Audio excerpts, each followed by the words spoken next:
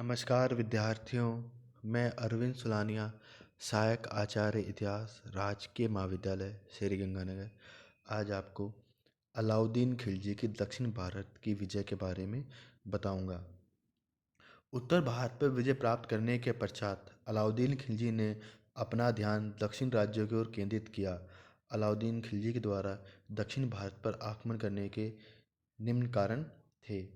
अलाउद्दीन खिलजी अत्यंत साम्राज्यवादी शासक था। उसने दक्षिण के राज्यों के आपसी संघर्ष का लाभ उठाना चाहा। उत्तर भारत की विजय तथा मंगोल आक्रमण को रोकने के लिए सुल्तान ने एक विशाल सेना का गठन किया था। उस सेना को सक्रिय बनाए रखने के लिए उसने दक्षिण के राज्यों को जीतने की योजना बनाई। विशाल सेना को वेतन देने के लिए धन की अत्यधिक आवश्यकता थी, जो दक्षिण से प्राप्त हो सकता था। सुल्तान अलाउद्दीन खिलजी 1303 की वारंगल पराजय का बदला भी लेना चाहता था। देवगिरी का शासक रामचंद्र देव ने 1296 में अपनी पराजय के कुछ वर्ष पश्चात वार्षिक कर देना बंद कर दिया था। इन कारणों के प्रभाव के कारण अलाउद्दीन खिलजी ने दक्षिण भारत पर आक्रमण करने का निश्चय किया। समस्त उत्तरी भारत पर अधिकार स्थापित कर लेने के बाद अलाउद्दीन खिलजी ने दक्षिण भारत को जीतने का निश्चय किया। वह पहला मुस्लिम शासक था जिसने विंध्याचल पर्वत को पार करके दक्षिण प्रायद्वीप को जीतने का प्रयत्न किया, किंतु दक्षिण भारत के राज्यों के प्रति उसने जो नीति अपनाई वह उसकी उत्तर भारत के प्रति अपनाई गई नीति से भिन्न थी। वह उत्तर भारत की तरह दक्षिण को जीतकर उस पर सीधा शासन स्थापित करना नहीं चाहता था। वह केवल यह चाहता था कि दक्षिण के राज्य उसका शासन स्वीकार कर लें और नियमित रूप से उसको वार्षिक कर भेजते रहें। अधीनता स्वीकार करने की शर्त पर वह उनके राज्य उनके अधिकार में छोड़ने को तैयार था। प्रोफेसर आयंगर लिखते हैं कि इन राज्यों से वह अथाह धन प्राप्त करना चाहता था, जो पीढ़ियों से उनके यहाँ जमा होता आ रहा था, और वास्तव में दक्षिण भारत के राज्यों पर आक्रमण करने के पीछे उसका मुख्य उद्देश्य यही रहा था। अनेक इतिहासकार और मार्को पोलो जैसे विदेशी यात्री ने इन राज्यों के पास प्रचुर संपत्ति होने का उल्लेख किया है। दक्षिण भारत पर अलाउद्दीन खिलजी का प्रथम आक्रमण 1306 में देवगिरी पर हुआ। अलाउद्दीन खिलजी ने 1306 में मलिक काफूर के नेतृत्व में एक विशाल सेना देवगिरी पर आक्रमण करने को भेजी। देवगिरी पर इस समय यादव वंश के राजा रामचंद्र देव का शासन था। बरनी देवगिरी के विरुद्ध भेजे गए इस अभियान का कारण बताते हुए लिखते हैं कि रामचंद्र देव ने पिछले 2-3 वर्षों से दिल्ली को वार्षिक कर भेजना बंद कर दिया था। अतः मलिक काफूर को रामचंद्र देव से वार्षिक कर की पिछली सारी बकाया रकम वसूल करने के लिए कहा गया। इसके साथ ही उसको यह भी कहा गया कि वह देवल रानी को, जो इस समय अपने पिता कर्ण के साथ बगलाना में रह रही थी, अपने साथ दिल्ली ले आए, क्योंकि देवल रानी की माँ कमला देवी, जो इस समय अलाउद्दीन खिलजी के रेनवास में थी, वह उससे मिलना चाहती थी। देवगिर के विरुद्ध इस अभियान में मलुक काफूर के साथ में मालवा का गवर्नर आइन उल मुल्क मुल्तानी और गुजरात का गवर्नर अलब खां को भी भेजा गया। मालवा पार करने के पश्चात मलिक काफूर ने राजा करण के पास, जो इस समय बगलाना में रह रहा था, अपनी पुत्री देवल रानी को सौंप देने के लिए संदेश भेजा। राजा करण ने इस मांग को मानने से इनकार कर दिया। इस पर मलिक काफूर ने अलब खां को राजकुमारी को अधिगत करने के लिए बगलाना की ओर भेजा और स्वयं देवगिरी की ओर बढ़ता चला गया। राजा कर्ण ने अलब खां को 2 महीने तक कटा मुकाबला किया, किंतु अंत में वह पराजित हुआ और शरण लेने के लिए देवगिरी की ओर भाग गया। अलब खां ने कर्ण का तेजी से पीछा किया। रास्ते में देवल रानी, जो कि कर्ण के द्वारा रामचंद्र देव के पुत्र शंकर देव के साथ विवाह करने के लिए एक सैनिक दल के साथ देवगिरी भेजी गई थी, अलब खां के सैनिकों के हाथ में पड़ गई। अलब खां ने देवल रानी को दिल्ली भेज दिया, जहां उसका विवाह अलाउद्दीन खिलजी के ज्येष्ठ पुत्र खिलजी खां के साथ कर दिया गया। इसके बाद अलब खां मलिक काफूर से, जो दक्षिण भारत में देवगिरी की तरफ जा रहा था, जाकर मिल गया। मलिक काफूर रास्ते में लूट मार करता हुआ देवगिरी जहाँ पहुँचा, रामचंद्र देव पर आक्रमण करके उसे युद्ध में बड़ी सरलता से पराजित कर दिया।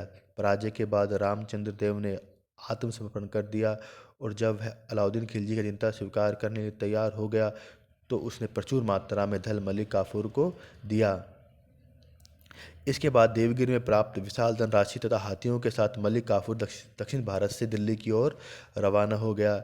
वह अपने साथ जो राजा रामचंद्र देव को भी दिल्ली ले गया। अलाउद्दीन खिलजी ने मलिक काफूर की सैनिक सफलता से बहुत प्रसन्नता व्यक्त की। बर्नी लिखता है कि अलाउद्दीन खिलजी ने रामचंद्र देव का बड़ा भव्य स्वागत किया और उसे रायना की उपाधि भी प्रदान की और इनाम के रूप में उसे 1 लाख सोने के टंके प्रदान किए तथा गुजरात के नवसारी का जिला उसके राज्य में सम्मिलित कर दिया गया। 6 महीने तक दिल्ली में रहने के बाद रामचंद्र देव को वापस अपने राज्य को लौटने की अनुमति दे दी गई। बर्नी लिखता है कि अलाउद्दीन खिलजी के इस सम्मानपूर्ण व्यवहार से रामचंद्र देव इतना प्रभावित हुआ कि अब से जब तक वह जीवित रहा सुल्तान अलाउद्दीन खिलजी के प्रति निष्ठावान बना रहा और उसने कभी भी उसके आदेशों की अवहेलना नहीं की। भविष्य में उसने अपना जीवन उसकी सेवा में बिताना और नियमित रूप से कर भेजते हुए व्यतीत किया। Doctor KS. लाल लिखते हैं कि रामचंद्र देव के प्रति किया गया व्यवहार अलाउद्दीन खिलजी की एक महान कूटनीतिक चाल थी। अब दक्षिण में उसका एक अटूट मित्र था जिससे सुल्तान को भावी योजनाओं में सहायता मिल सकती थी। इस प्रकार देखते हैं कि 1206 में अलाउद्दीन खिलजी ने देवगिरी पर आक्रमण कर उसे अपने नियंत्रण में ले लिया। अलाउद्दीन खिलजी का दक्षिण भारत पर अगला आक्रमण वारंगल अर्थात तेलंगाना पर 1309 में होता है। देवगिरी अभियान में अलाउद्दीन खिलजी की सेनाओं को जो सफलता मिली उससे प्रोत्साहित होकर अलाउद्दीन खिलजी ने अपना ध्यान सुदूर दक्षिण के राज्यों की ओर लगाया। 31 अक्टूबर 1309 में मलिक काफूर के नेतृत्व में एक विशाल सेना तेलंगाना पर, जिसकी राजधानी वारंगल थी, आक्रमण करने के लिए भेज दी गई। इस समय तेलंगाना पर काकतीय वंश के राजा प्रताप रुद्र देव शासन कर रहा था। दिसंबर में मलिक काफूर देवगिरी जा पहुंचा, जहां राजा रामचंद्र देव ने उसकी सेना के लिए रसद की व्यवस्था की और अपने कुछ मराठा सैनिकों को उसके साथ कर दिया। जनवरी 1310 में मलिक काफूर तेलंगाना की राजधानी वारंगल पहुंच गया। वारंगल का किला पत्थर से बना हुआ था, चारों ओर से मिट्टी की एक मोटी दीवार से सुरक्षित था जो पत्थर की दीवार से भी मजबूत थी। किले का बारीकी से निरीक्षण करने के बाद मलिक काफूर ने उसका घेरा डाल दिया। आरंभ में प्रताप रुद्रदेव ने आक्रमणकारी सेना का बहादुरी से मुकाबला किया, किंतु जब घेरा लंबे समय तक चलता रहा और किले के भीतर लोगों की दशा अत्यंत संकटपूर्ण हो गई तो उसने उसे संधि करना उचित समझा। उसने अपने सोने की मूर्ति बनवाकर, जिसे गले में सोने की जंजीर पड़ी थी, आत्मसमर्पण के रूप में मलिक काफूर के पास भेज दी।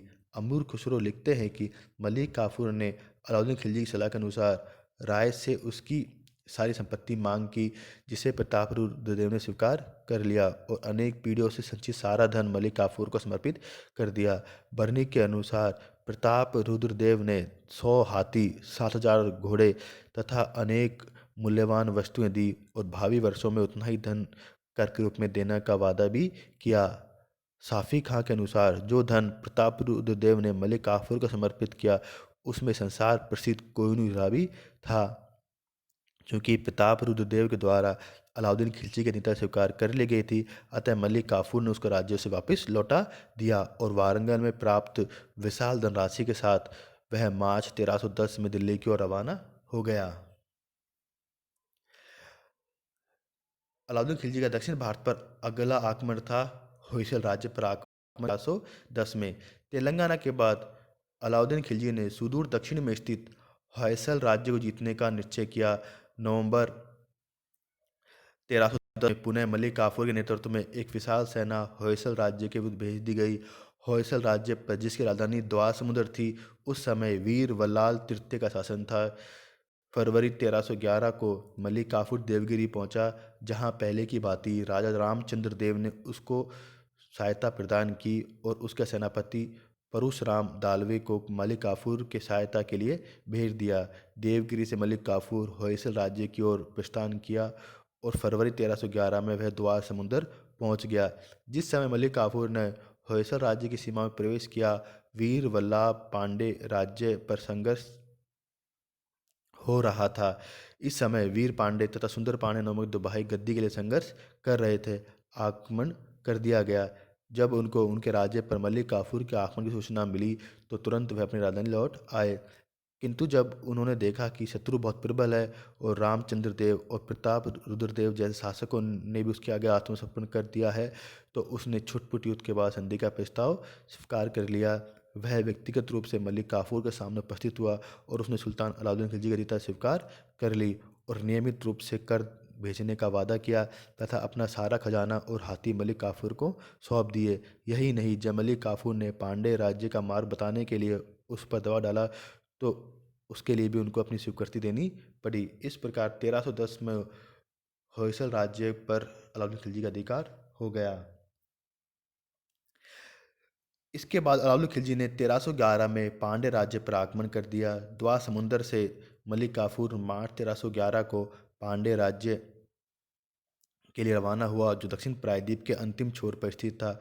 उस समय पांड्य राज्य पर गद्दी के लिए सुंदर पांड्य और वीर पांड्य नामक दो भाइयों में संघर्ष चल रहा था। संभवतः सुंदर पांड्य ने, जिसे वीर पांड्य ने पराजित कर दिया, भाग गया था और सिंहासन पर अपना अधिकार कर लिया था। दिल्ली जाकर अलाउद्दीन खिलजी से अथवा मलिक काफूर से उसने उस समय दक्षिण भारत में ही था, अपने भाई के विरुद्ध सहायता मांगी। यही कारण है कि मलिक काफूर ने पांड्य राज्य पर आक्रमण करने का निश्चय किया। मार्च 1311 में मलिक काफूर द्वार समुद्र से पांड्य राज्य की ओर रवाना हो गया। रास्ते में लूट मार करता हुआ वह पांड्य राज्य की राजधानी मदुरा जहां पहुंचा, किंतु राजा वीर पांड्य इससे पहले वहां से जा चुका था। मलिक काफूर ने नगर को लूटा और अनेक मंदिरों को नष्ट कर दिया। इसके पश्चात उसने बड़ी तेजी से वीर पांड्य के पीछे अपनी सेना भेजी, किंतु वह काफ़ी प्रयत्नों के बाद भी वीर पांड्य को पकड़ने में सफल नहीं हुआ। इस तरह पांड्य राज्य ने अलाउद्दीन खिलजी की अधिकार को स्वीकार नहीं किया, परंतु वीर पांड्य का पीछा करने के दौरान मलिक काफूर ने पांड्य राज्य में बड़ी मात्रा में नरसंहार किया और अनेक मंदिरों को नष्ट भ्रष्ट कर दिया तथा भारी लूटमार की। इस प्रकार अथाह संपत्ति एकत्रित कर ली। बताया जाता है कि वीर पांड्य का पीछा करने के दौरान मलिक काफूर रामेश्वर तक पहुंच गया और वहां हिंदू मंदिरों को नष्ट करके उसकी जगह उसने नई मस्जिद का निर्माण भी कराया। अंत में जब मलिक काफूर ने देखा कि वीर पांड्य को पकड़ना संभव नहीं है, तो अप्रैल 1311 में वह दिल्ली लौट गया और अपने साथ लूट में प्राप्त अपार धन संपत्ति ले गया, जिसमें बड़ी मात्रा में हाथी, घोड़े, सोना चांदी और हीरे जवाहरात सम्मिलित थे। धन की दृष्टि से भी यह मलिक काफूर का सबसे सफल आक्रमण था। इस अवसर पर होयसल राजा वीर बल्लाल भी मलिक काफूर के साथ दिल्ली गया, जिसका अलाउद्दीन खिलजी ने काफ़ी सम्मान किया और उसे धन देकर वापस दक्षिण भारत भेजा। देवगिरी पर दूसरा आक्रमण 1313 में। 1312 में देवगिरी के शासक रामचंद्र देव की मृत्यु के पश्चात उसका पुत्र शंकर देव देवगिरी का शासक बना। शंकर देव प्रारंभ से ही तुर्कों का घोर शत्रु था और चूंकि मलिक काफूर द्वारा उसकी मंगेतर देवल रानी से छीन ली गई थी, अतः शासक बनते ही उसने दिल्ली से सारे संबंध विच्छेद कर लिए और स्वतंत्र शासक के रूप में शासन करना प्रारंभ कर दिया। इस पर अलाउद्दीन खिलजी ने 1313 में मलिक काफूर को पुनः देवगिरी पर आक्रमण करने भेजा। इस आक्रमण का एक अन्य कारण भी था। वारंगल के राजा प्रताप रुद्रदेव ने अलाउद्दीन खिलजी को लिखा था कि उसकी राजधानी दिल्ली से बहुत दूर है, इसलिए वे अपने किसी प्रतिनिधि को वार्षिक कर वसूल करने के लिए दक्षिण भारत भेजे। जब मलिक काफूर देवगिरी पहुंचा तो शंकर देव ने उसका कड़ा मुकाबला किया, किंतु वह युद्ध में पराजित हो गया और मारा गया। इसके बाद मलिक काफूर ने तेलंगाना और होयसल राज्यों के कुछ नगरों पर आक्रमण किए और दक्षिण के राज्यों में ऐसा आतंक पैदा कर दिया कि अलाउद्दीन खिलजी के शासनकाल के अंतिम दिनों तक फिर किसी भी राज्य ने दिल्ली के विरुद्ध बड़े पैमाने पर विद्रोह नहीं किया। 1315 तक मलिक काफूर दक्षिण भारत में ही रहा और देवगिरी को अपना मुख्यालय बनाया। 1315 में मलिक काफूर को दिल्ली बुला लिया गया। इस प्रकार हम देखते हैं कि अलाउद्दीन खिलजी की दक्षिण भारत की नीति काफ़ी हद तक सफल रही। दक्षिण के भारत के लगभग सभी राज्यों, पांड्य राज्य को छोड़कर, ने अलाउद्दीन खिलजी की अधिकार स्वीकार कर ली। अपना सारा खजाना उसके सेनापति मलिक काफूर को सौंप दिए और वार्षिक कर भेजना स्वीकार कर लिया। इस प्रकार दक्षिण नीति की सफलता को उल्लेख करते हुए डॉक्टर के.एस. लाल लिखते हैं कि उन प्रदेशों के साम्राज्य में सम्मिलित किए बिना ही अलाउद्दीन खिलजी की महत्वाकांक्षा पूरी हो गई।